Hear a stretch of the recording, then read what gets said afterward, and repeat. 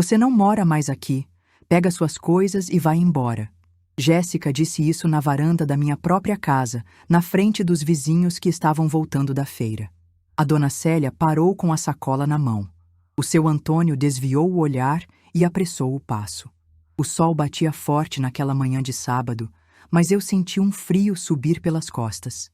Jéssica cruzou os braços e inclinou a cabeça para o lado, com aquele sorrisinho de canto de boca, como se tivesse acabado de ganhar alguma coisa.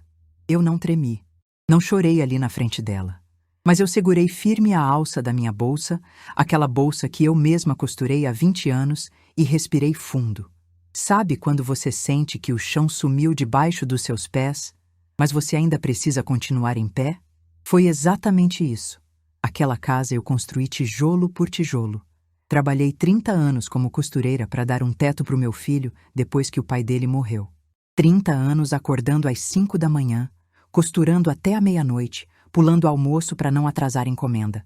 Mas naquele momento, olhando para a nora que eu ajudei a entrar na minha família, eu sabia de uma coisa que ela ainda não sabia. 15 minutos depois daquele riso dela, o telefone ia tocar. E a notícia que ela ia receber ia mudar tudo.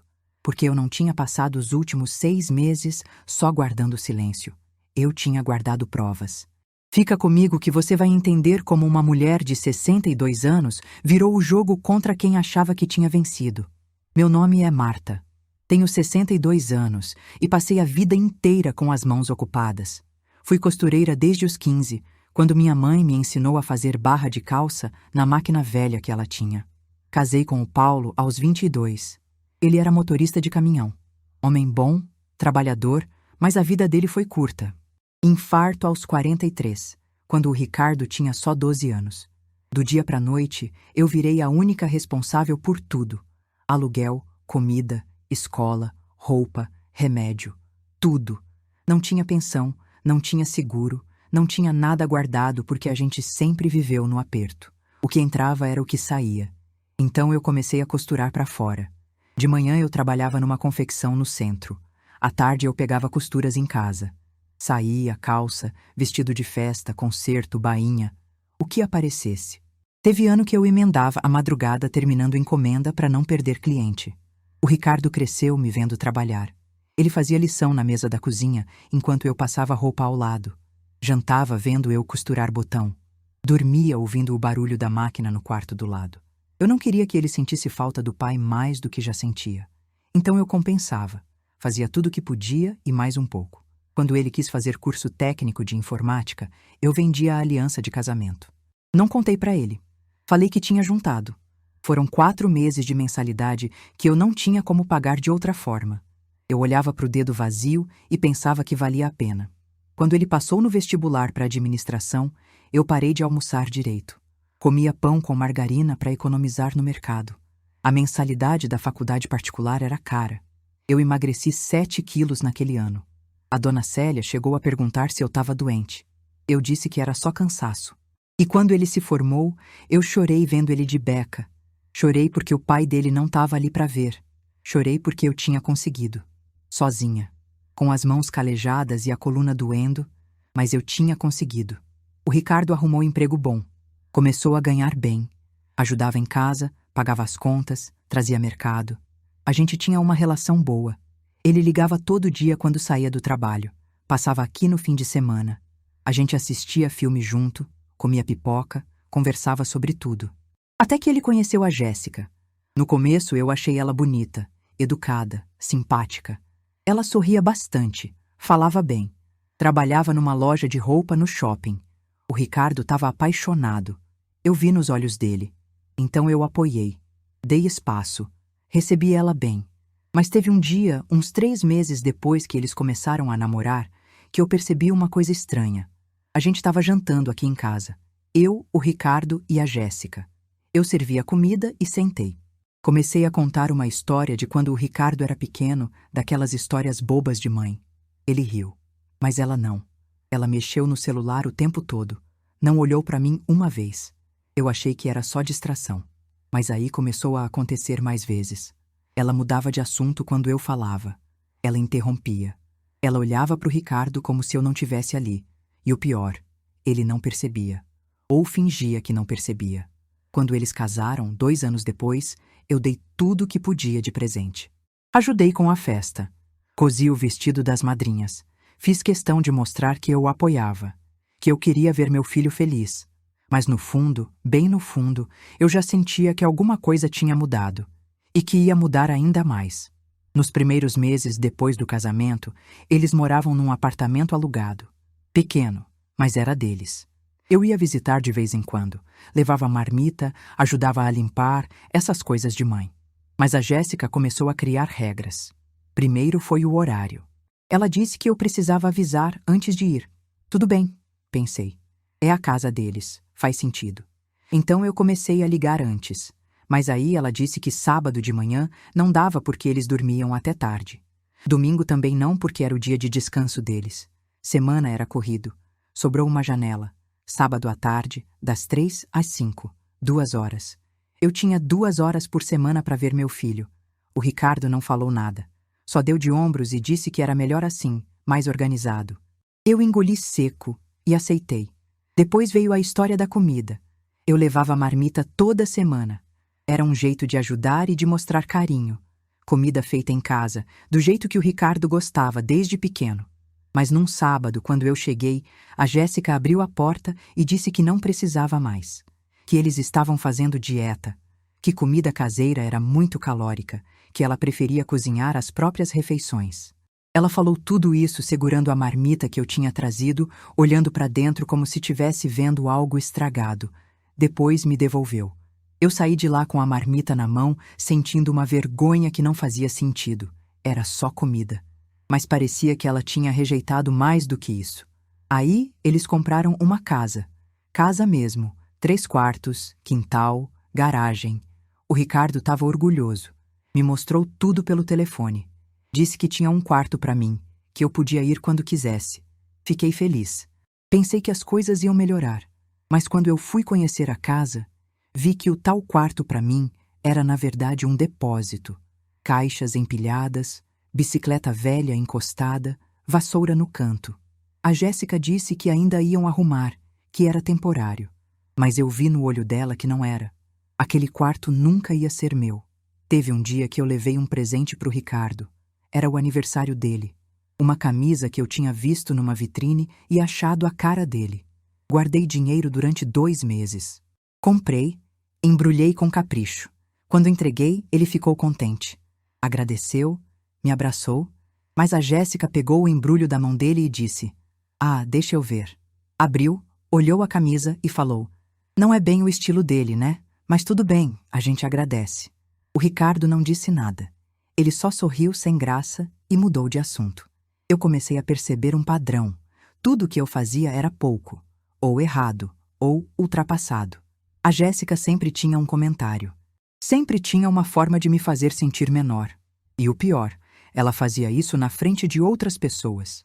Na festa de inauguração da casa, ela me apresentou para os amigos dela como a mãe do Ricardo, que é costureira. Falou costureira com aquele tom, como se fosse algo que precisava ser explicado, algo que diminuía. Eu ouvi, sorri, cumprimentei todo mundo, mas por dentro eu estava começando a acordar para a realidade. Aquilo não era só falta de jeito, era proposital. Foi quando eu comecei a prestar atenção de verdade, a guardar as coisas na memória, as datas, as frases, os momentos. Eu comecei a anotar no meu caderninho aquele que eu usava para anotar encomenda de costura. Só que agora eu anotava outras coisas. Sábado, 12 de março. Jéssica devolveu a marmita. Disse que não precisava mais. Domingo, 3 de abril. Aniversário do Ricardo. Jéssica criticou o presente na frente dele. Sábado, 15 de maio. Festa da casa. Ela me apresentou como a costureira. Eu não sabia ainda para que eu estava guardando aquilo. Só sabia que precisava. Alguma coisa dentro de mim dizia que um dia ia fazer diferença. Que um dia eu ia precisar lembrar de tudo. E eu estava certa. 6 meses depois da mudança deles para a casa nova, o Ricardo apareceu aqui em casa. Era uma terça-feira à noite. Ele não costumava vir durante a semana. Achei estranho. Ele sentou na sala, meio sem jeito, e disse que precisava conversar comigo. Que era importante. Meu coração apertou. Pensei que fosse alguma doença, algum problema sério. Mas não era. Ele disse que eles estavam com dificuldade financeira, que a prestação da casa nova estava pesada, que o banco estava cobrando juros altos, que eles tinham feito mal às contas e que ele precisava de ajuda. Eu perguntei quanto. Ele desviou o olhar e falou: "Não é dinheiro, mãe, é outra coisa." Foi aí que ele explicou. Eles queriam vender a casa nova deles, pegar o dinheiro, quitar as dívidas e recomeçar. Mas enquanto isso, precisavam de um lugar para morar, e ele perguntou se eles podiam vir morar comigo. Temporário. Só até resolverem a situação. Eu olhei para o meu filho e vi cansaço no rosto dele. Vi preocupação. Então eu disse que sim. Claro que sim. Era meu filho. Como eu ia negar? Mas aí ele continuou falando. Disse que para facilitar, seria melhor colocar a casa no nome dele também. Que era só uma formalidade. Que ajudava com imposto, com organização, com burocracia. Que eu continuaria morando ali, que nada mudava, que era só papel. Alguma coisa dentro de mim travou. Eu não sabia explicar o que era, mas eu senti. Senti que tinha algo errado naquele pedido. Eu falei que precisava pensar, que era muita coisa de uma vez. Ele ficou surpreso. Disse que não precisava pensar, que era simples, que era só assinar. Mas eu repeti: preciso pensar. Ele saiu daqui sem entender. E eu fiquei sentada na sala, sozinha, olhando para as paredes da minha casa. A casa que eu paguei sozinha durante 25 anos. A casa que eu reformei, consertei, pintei com as minhas próprias mãos. A casa que era a única coisa que eu tinha de valor no mundo. No dia seguinte, eu fui até o cartório. Conversei com a moça do balcão. Expliquei a situação. Ela me olhou com pena e disse: "Dona Marta, a senhora não assina nada sem ler direito. E se quiser, a gente pode fazer só uma autorização de moradia, sem transferir propriedade." Eu entendi na hora. O que o Ricardo estava pedindo não era temporário, era permanente. Se eu assinasse aqueles papéis, a casa deixava de ser minha, e eu não ia ter como voltar atrás. Voltei para casa tremendo, não de medo, de raiva, de decepção, mas eu não confrontei. Eu fingi que estava pensando ainda, que estava vendo as opções. Uma semana depois, a Jéssica apareceu aqui, sem o Ricardo. Ela nunca vinha sozinha. Sentou na sala e foi direto ao ponto. "A gente precisa dessa casa, Marta. O Ricardo não está conseguindo dormir de preocupação. Você não vai negar isso para o seu filho, né?" Ela falou olhando direto nos meus olhos, sem sorrir, sem fingir gentileza. Era uma cobrança, uma ameaça disfarçada. Eu disse que estava providenciando os papéis, que era só esperar. Ela pareceu satisfeita e foi embora. Mas eu não estava providenciando nada. Eu era juntando tudo. Todas as conversas, todas as mensagens que o Ricardo mandava cobrando resposta. Todos os papéis que eles queriam que eu assinasse. Eu guardei tudo numa pasta. E comecei a tirar cópia. Foi quando eu descobri algo pior. Fuçando nos documentos que o Ricardo tinha me dado para eu dar uma olhada, eu vi que não era só transferência de propriedade. Tinha um contrato de venda. Eles queriam que eu vendesse a casa para eles, por um valor ridículo. Menos da metade do que valia. E com pagamento parcelado em 10 anos. 10 anos. Eu tenho 62. Se eu assinasse aquilo, eu ia passar o resto da vida recebendo uma mixaria por mês e morando de favor na minha própria casa. Naquela noite, eu não consegui dormir. Fiquei olhando para o teto, sentindo o peso de tudo. Meu filho. Meu único filho. O menino que eu criei sozinha. Estava tentando me roubar. Mas eu não ia deixar. 2 semanas depois, num sábado de manhã, eles apareceram aqui sem avisar. Os dois, com malas no porta-malas do carro. O Ricardo tocou a campainha. Quando eu abri, ele disse: "Mãe, a gente decidiu. Vamos morar aqui enquanto resolve a venda da nossa casa. Já trouxemos as coisas." Eu respirei fundo. Falei que a gente precisava conversar antes. Que não era assim de repente. Mas a Jéssica já estava descarregando mala. Como se a decisão já tivesse sido tomada. Como se eu não tivesse voz. Eu falei mais alto: "Jéssica, espera, para com isso." Ela parou, olhou para mim e disse: "Marta, não complica, é só temporário." Eu disse que não, que eu não tinha concordado, que a casa era minha e eu precisava de tempo para pensar. Foi quando o Ricardo perdeu a paciência. Ele nunca tinha falado comigo daquele jeito. Nunca. Mas ali, na frente da casa, ele levantou a voz. Mãe, pelo amor de Deus, a gente tá com problema e a senhora fica criando dificuldade? Depois de tudo que eu faço por você? A dona Célia estava passando na calçada com a neta. Parou. O seu Antônio estava lavando o carro na casa do lado. Desligou a mangueira. Eu senti as pessoas olhando, mas eu mantive a voz firme. Ricardo, não é criar dificuldade. É a minha casa. E eu ainda não tomei decisão sobre nada. A Jéssica largou a mala no chão com força. Veio até a varanda, subiu os 2 degraus e ficou bem na minha frente, perto demais, invadindo meu espaço. Sabe qual é o problema, Marta? Você não entende que não é mais sobre você. Você já teve sua vida. Agora é a nossa vez. E se você não quer ajudar o seu próprio filho, então você não serve para nada mesmo. Ela disse isso olhando direto nos meus olhos. Alto, claro, para todo mundo ouvir. O silêncio que veio depois foi pior que qualquer grito. A dona Célia abaixou a cabeça e apressou o passo, puxando a neta pela mão. O seu Antônio entrou para dentro de casa. Até os cachorros da rua pararam de latir. Eu senti o sol quente na nuca. Senti o suor escorrer pelas costas. Mas eu não tremi, não chorei. Eu só apertei a alça da minha bolsa de costura, aquela bolsa velha que eu carrego há 20 anos, e dei um passo para trás. Você não mora mais aqui. Pega suas coisas e vai embora. Foi a Jéssica quem disse isso, não o Ricardo.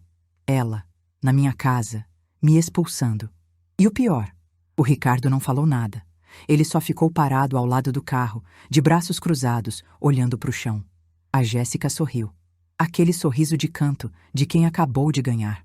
Cruzou os braços e inclinou a cabeça para o lado, esperando eu reagir. Mas eu não reagi.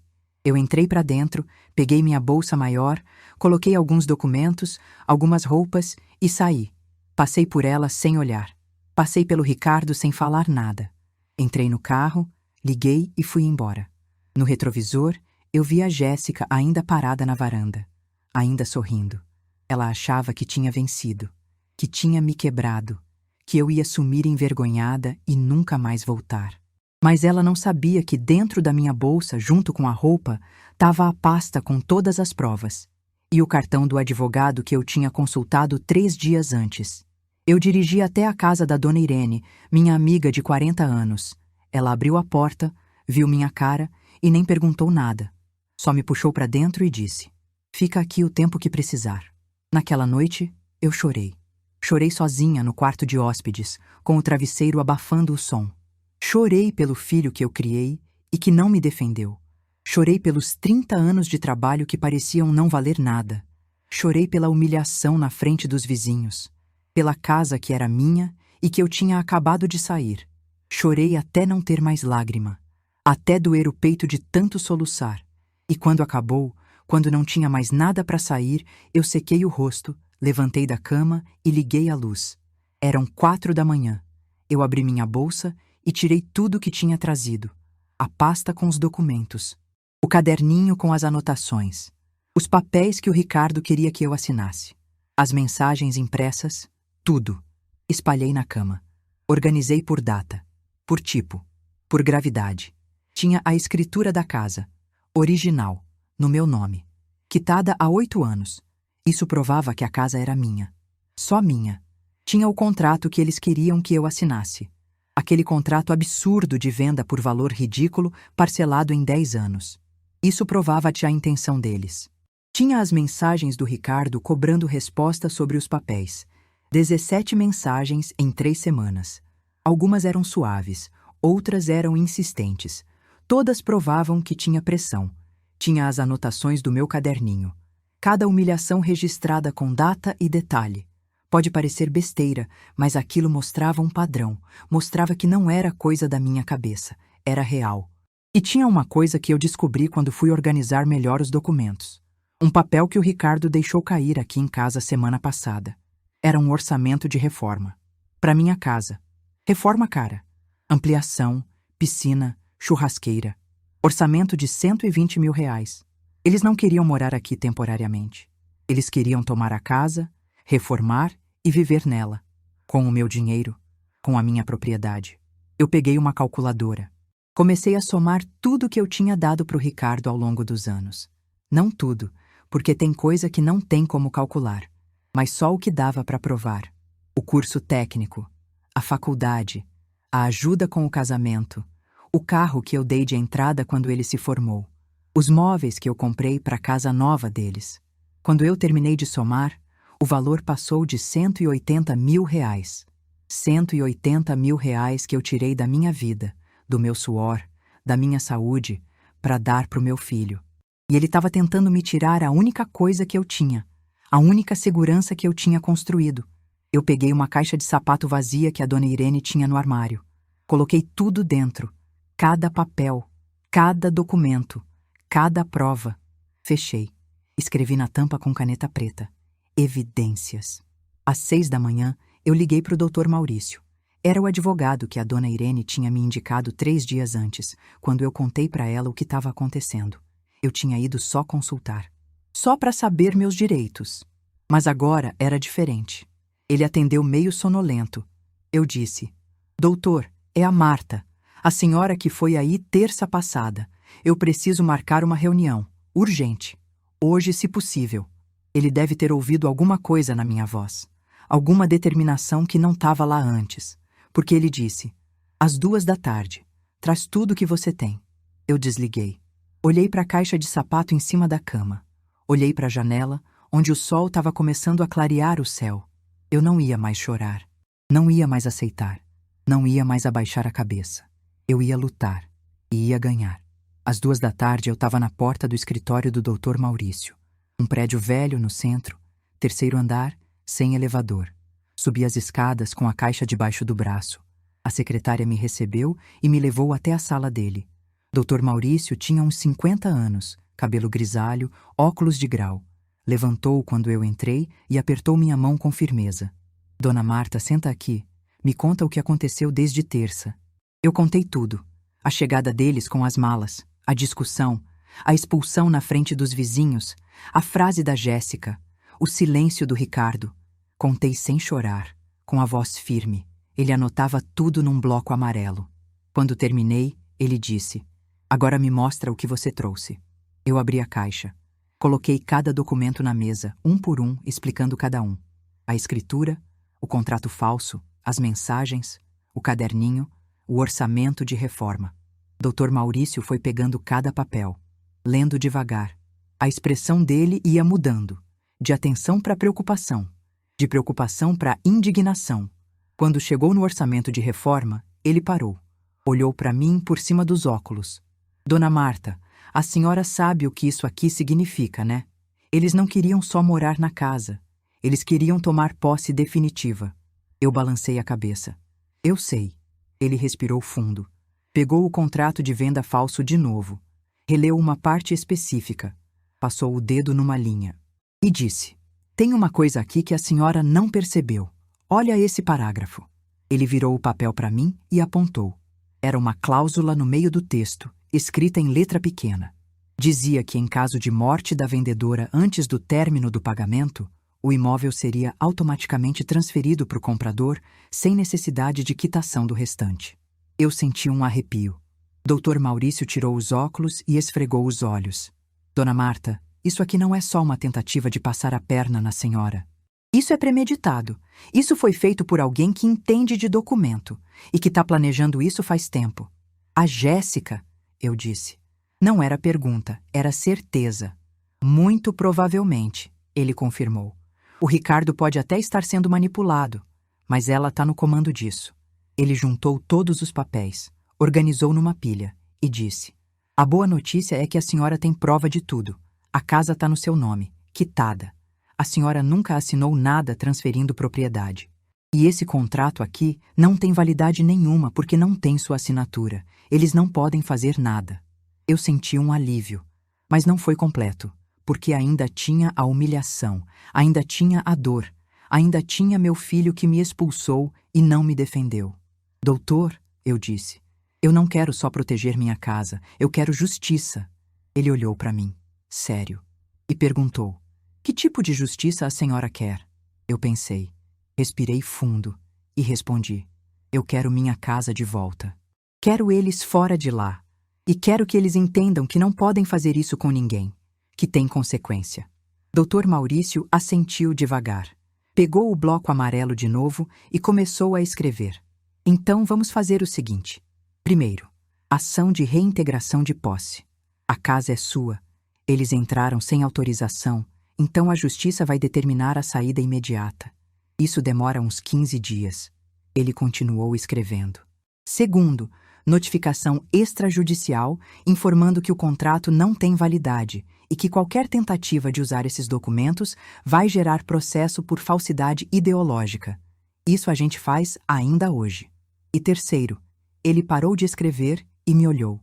A senhora quer entrar com ação de indenização por dano moral? Pela humilhação pública? Eu não tinha pensado nisso. Processar meu próprio filho. Mas aí eu lembrei da varanda, da frase da Jéssica, do Ricardo calado, dos vizinhos olhando. E eu disse, quero. Dr. Maurício fechou o bloco. Então, vamos fazer tudo isso.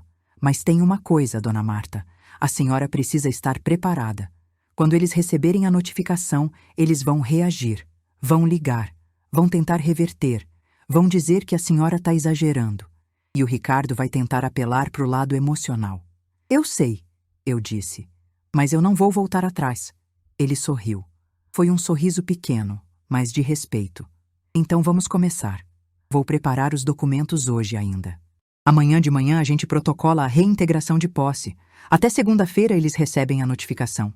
E aí, dona Marta, aí a senhora vai ter sua casa de volta. Eu saí do escritório dele com a caixa debaixo do braço, mas agora com uma pasta a mais. A pasta com as cópias que ele tinha feito. Com o plano todo escrito. Com os próximos passos. Eu não estava mais sozinha. E não estava mais assustada. Estava pronta para a guerra. Nos 3 dias seguintes, eu esperei. Mas não foi uma espera passiva. Foi uma espera de quem está se preparando. Dr. Maurício ligou na segunda de manhã. Dona Marta, a reintegração de posse foi protocolada. A notificação vai chegar na casa hoje à tarde. Se prepare porque eles vão ligar. Eu agradeci e desliguei.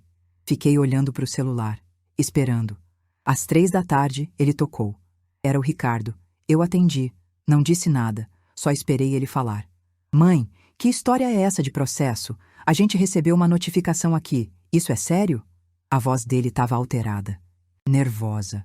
Mas eu mantive a minha calma. É sério, Ricardo. Muito sério.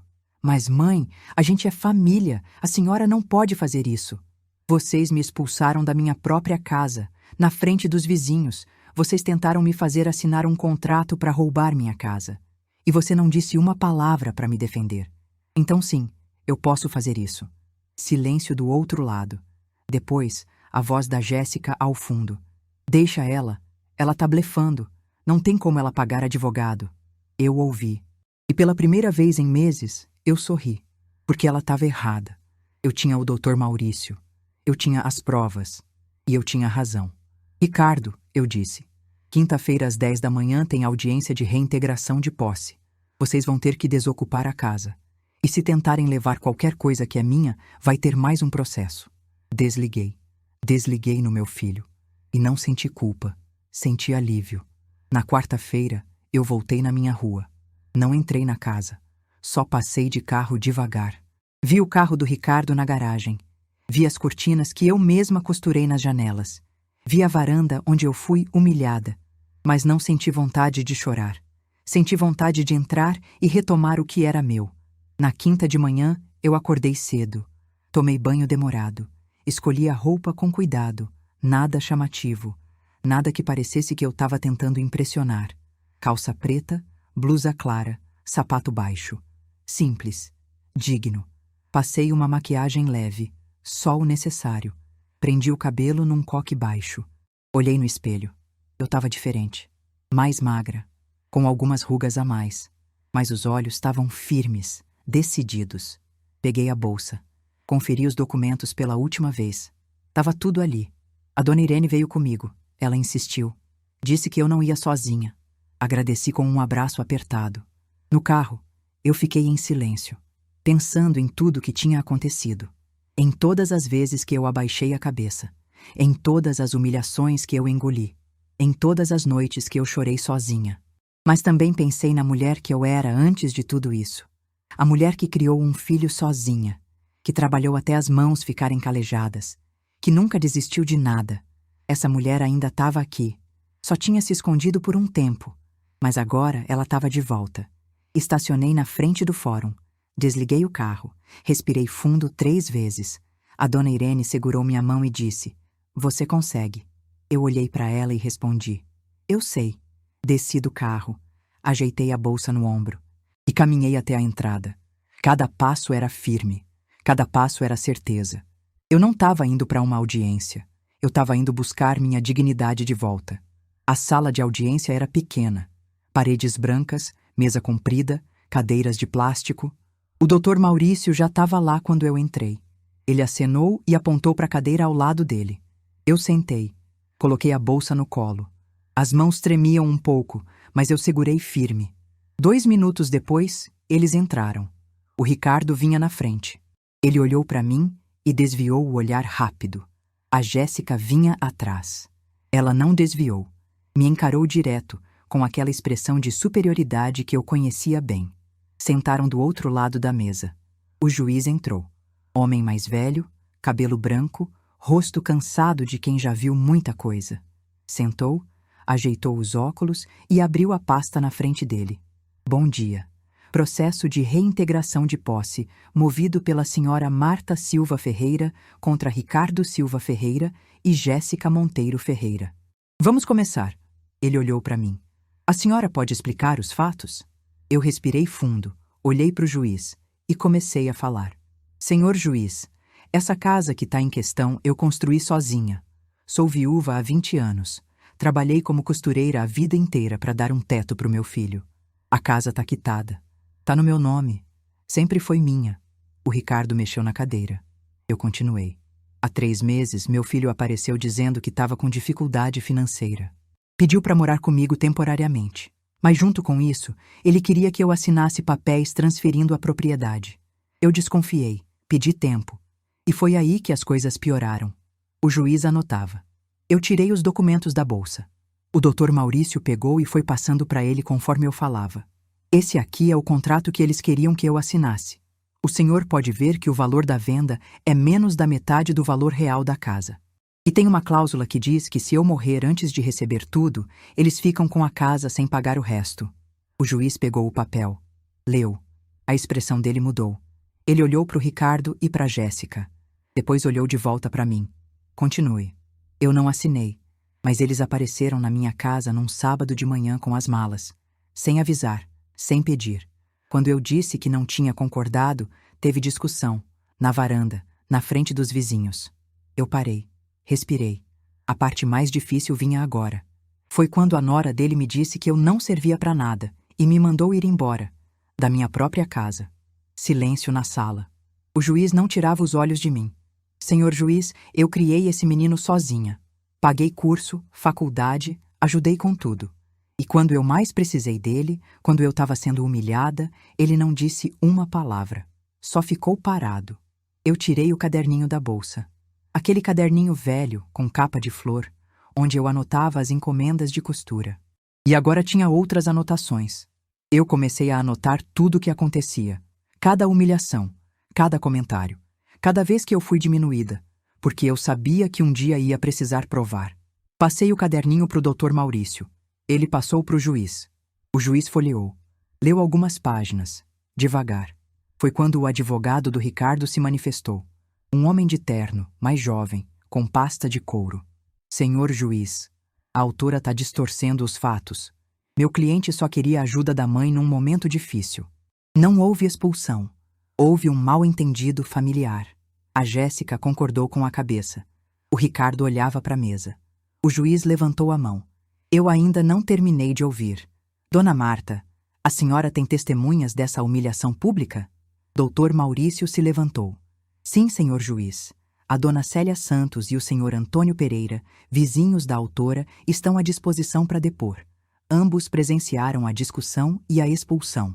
O juiz anotou os nomes. Depois olhou para o outro lado da mesa. "Doutor, seu cliente quer se manifestar?" O advogado cutucou o Ricardo.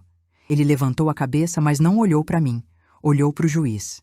Eu Eu não queria que chegasse nisso. Eu só estava tentando resolver meus problemas. A casa ia ser temporário mesmo. A gente ia sair depois. A voz dele estava baixa, trêmula, diferente do tom firme que ele usava comigo. O juiz olhou para Jéssica. E a senhora? Tem algo a dizer? Ela respirou fundo. E pela primeira vez eu vi raiva no rosto dela. Não o sorrisinho de canto. Não a falsa educação. Raiva verdadeira.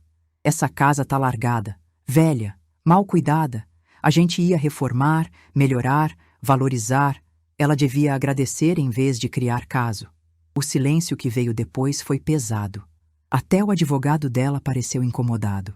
O juiz tirou os óculos, limpou com a ponta da toga, colocou de volta e olhou direto para Jéssica. A senhora acabou de dizer que ia reformar uma casa que não é sua, sem autorização da proprietária. E ainda acha que ela deveria agradecer? Jéssica abriu a boca para responder, mas o advogado segurou o braço dela. Tarde demais. O juiz juntou todos os papéis. Eu já vi o suficiente. A casa pertence à autora. Escritura quitada, sem ônus. O contrato apresentado pelos réus não tem validade porque não foi assinado, e a tentativa de coagir a autora a assinar um documento lesivo é grave. Ele olhou para o Ricardo. Jovem, eu vejo muitos casos aqui. Filho contra pai, mãe contra filho, irmão contra irmão. Mas poucos são tão claros quanto esse. Sua mãe trabalhou a vida inteira para te dar condição. E quando você teve dificuldade, em vez de pedir ajuda com honestidade, você tentou tomar o que era dela. O Ricardo abaixou a cabeça. Eu vi os ombros dele tremerem. O juiz continuou. Defiro a reintegração de posse. Os réus têm 48 horas para desocupar o imóvel. Qualquer bem que pertença à autora deve ser devolvido intacto.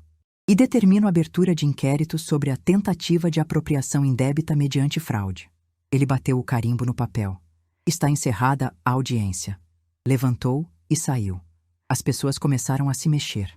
O advogado do Ricardo guardava os papéis apressado. A Jéssica levantou e saiu da sala sem olhar para trás. Mas o Ricardo ficou, sentado, olhando para a mesa. Até que ele levantou os olhos e me olhou. Pela primeira vez em meses, me olhou de verdade. Mãe, eu levantei da cadeira. Peguei minha bolsa, olhei para o meu filho e falei só 3 palavras. Você me decepcionou. Não falei com raiva, não falei com ódio. Falei com uma tristeza tão profunda que doía até em mim. Virei as costas e saí. O Dr. Maurício veio atrás. A dona Irene me esperava no corredor. Ela me abraçou forte. Eu deixei. Apoiei a cabeça no ombro dela por alguns segundos. Mas não chorei. Não ali. A gente saiu do fórum. O sol estava forte lá fora. Eu parei na escadaria. Respirei fundo. O ar entrou nos pulmões e encheu o peito. Dr. Maurício desceu ao meu lado. Dona Marta, a senhora foi incrível lá dentro. Firme, clara, digna. O juiz viu exatamente o que precisava ver. Eu agradeci. Apertei a mão dele com força. Obrigada, doutor. Por tudo. Ele sorriu. A luta foi sua. Eu só mostrei o caminho. Desci o resto da escada devagar. Cada degrau parecia mais leve, como se um peso gigante tivesse saído das minhas costas. Quando cheguei no carro, eu olhei para trás, para o prédio do fórum, para o lugar onde, meia hora atrás, eu tinha recuperado mais do que uma casa. Eu tinha recuperado minha dignidade. 48 horas depois da audiência, eu voltei para minha casa. O Dr. Maurício foi comigo. A dona Irene também, só para garantir que não ia ter problema. Quando eu abri o portão, vi que o carro do Ricardo não estava mais lá. A casa estava em silêncio. Subi os degraus da varanda devagar, a mesma varanda onde eu tinha sido humilhada. Mas agora ela era minha de novo. Abri a porta. Tudo estava limpo, arrumado. As malas deles tinham sumido. Os objetos pessoais também. Eles tinham saído. Tinham cumprido a ordem. Andei pelos cômodos, toquei nas paredes, nos móveis, na cortina que eu mesma costurei. Tava tudo ali, tudo no lugar. Como se nada tivesse acontecido. Mas tinha acontecido. E eu não era mais a mesma pessoa que tinha saído dali 5 dias atrás. Nos dias seguintes, eu fui organizando a casa de novo. Voltei para minha rotina. Acordar cedo, tomar café, costurar. As clientes começaram a voltar. A dona Célia foi a primeira. Ela tocou a campainha numa manhã de terça. Marta, eu vim pedir desculpa por não ter feito nada naquele dia. Eu devia ter te defendido. Eu abracei ela. Falei que entendia, que era difícil se meter em briga de família, mas que agora estava tudo bem. Aos poucos os vizinhos foram aparecendo, com desculpa de pedir bainha, ajuste, costura. Mas na verdade era para ver se eu estava bem, para mostrar apoio.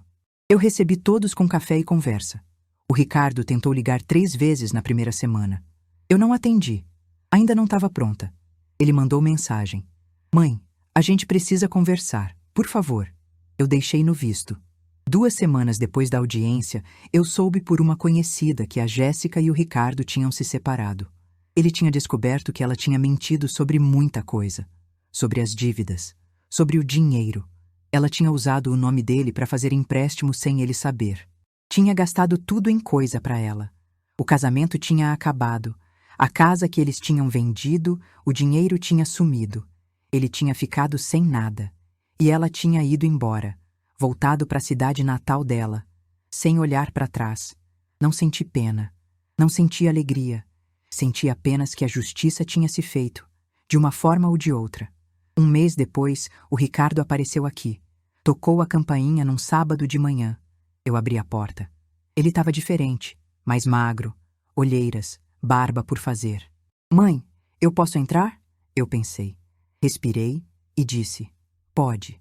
Ele entrou, sentou na sala, no mesmo sofá onde ele tinha crescido, onde a gente assistia filme junto, onde ele fazia lição enquanto eu costurava. Ficou em silêncio por um tempo. Depois falou, eu estraguei tudo, né? Eu não menti. Estragou. Ele abaixou a cabeça. Eu não sei como pedir desculpa por tudo que eu fiz, por tudo que eu deixei acontecer. Eu olhei para o meu filho, para o homem que ele tinha virado, e falei a verdade. Ricardo, eu te amo. Sempre vou amar. Você é meu filho. Mas confiança é diferente de amor. Amor não acaba. Confiança acaba. E você quebrou a minha. Ele limpou os olhos com as costas da mão. Eu sei. E eu não sei se um dia você vai conseguir confiar em mim de novo. Mas eu quero tentar. Quero consertar. Nem que demore anos. Eu respirei fundo. Então você vai ter que provar. Com ação. Não com palavra. Ele concordou. Eu vou. Eu prometo. Não foi um final feliz de filme. Não teve abraço apertado. Não teve perdão instantâneo. Mas foi um começo. Um recomeço pequeno. Cauteloso. Com limites claros. Eu disse para ele, você pode visitar, mas avisa antes, você pode conversar, mas com respeito. E se um dia você precisar de ajuda de verdade, ajuda honesta, você pode pedir. Mas nunca mais tenta me enganar, porque se tentar, eu corto de vez, sem volta. Ele entendeu, levantou e saiu. Hoje, 3 meses depois de tudo, eu acordo na minha casa, na minha cama, no meu espaço. Acordo sem medo. Sem sentir que alguém vai me tirar daqui. Voltei a costurar todos os dias. As encomendas aumentaram. Parece que a história se espalhou. E as pessoas querem ajudar de alguma forma. Então elas trazem costura. O Ricardo visita de 15 em 15 dias. A gente conversa, toma café. Mas ele não fica muito tempo. E eu não pergunto da vida dele além do básico. A confiança tá voltando devagar. Muito devagar. Mas tá. Eu aprendi uma coisa com tudo isso. Dignidade não se negocia. Respeito não se implora. E casa não é só tijolo e parede. Casa é onde você tem paz, onde você é respeitado, onde você pode ser quem você é sem medo. Teve gente que me perguntou se eu não fui dura demais, se eu não devia ter perdoado mais rápido, se família não vale tudo. E eu respondo, família vale muito, mas você também vale. Se você não se valorizar, ninguém vai valorizar por você. Se você não colocar limite, vão passar por cima de você até não sobrar nada. Eu passei 62 anos da minha vida dando, trabalhando, sacrificando, e tá tudo bem. Foi por amor, foi por escolha. Mas quando tentaram tirar minha dignidade, quando tentaram me fazer de boba, eu disse não. E lutei. Hoje eu sei que valeu a pena. Cada documento guardado, cada lágrima que eu segurei para continuar firme, cada passo até aquele fórum, valeu a pena, porque eu tô aqui, na minha casa, com a minha paz e com a minha dignidade intacta. E se você está passando por algo parecido, se alguém está tentando tirar de você o que é seu, seja casa, seja respeito, seja dignidade, não abaixa a cabeça. Junta suas provas, procura ajuda e luta, porque você merece. E se essa história tocou você de alguma forma, comenta aqui embaixo de qual cidade você está falando. Eu leio todos os comentários. E fica comigo para os próximos vídeos que vão aparecer aí na tela. Alguém pode precisar ouvir isso hoje.